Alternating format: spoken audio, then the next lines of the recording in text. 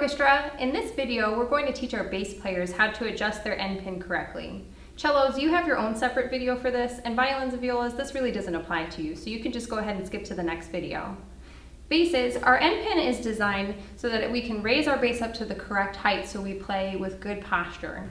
And the way that we check if our end pin is long enough is if I put my first finger, my pointer finger, where it needs to go on my instrument, it should be about at the same height as my eye.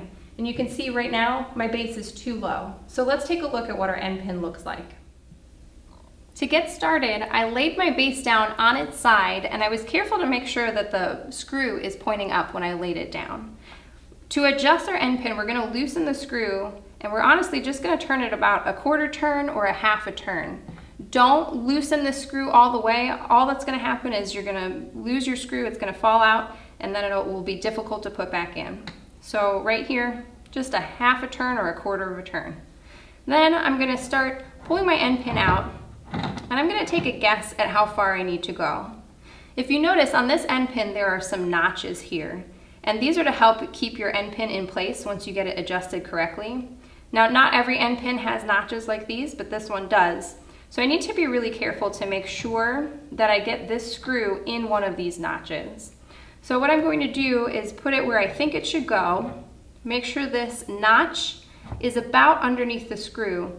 Then I'm going to only partially tighten this down so that I can wiggle the end pin and oop, I just felt it pop into place. I know that the notch is underneath the screw now, and I'm going to tighten it down all the way.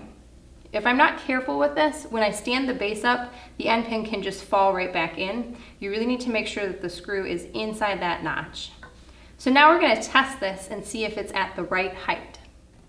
When I check my end pin length, I need to make sure that I stand with really good posture. I'm not leaning over or standing in a funny way. Just stand and hold your bass in the correct position, then put your first finger up where your tape goes, and then just check to make sure your first finger is close to your eye. So my end pin is adjusted correctly for my height.